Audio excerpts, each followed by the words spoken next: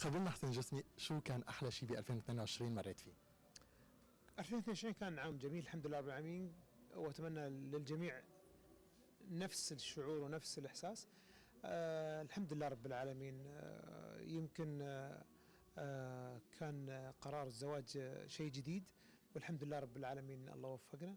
الحمد لله فرحت كل العرب، فرحت كل العرب، حتى الرئيس سيسي بارك لك، وكثير انبسطنا لك حسين الجسمي، وكل الفنانين كانوا معك. ليه اخترت هذا النوع من الاحتفال؟ كان كثير حميمي، وبينت قد ايه الاحتفال الاماراتي راقي. الحمد لله رب العالمين. هو كان عائلي بالضبط بالدرجة الأولى وبسيط. اشتهينا نكون معزومين، اشتهينا نكون معزومين، بس يلا بالعكس كلكم على العين والراس، اليوم انتم معزومين.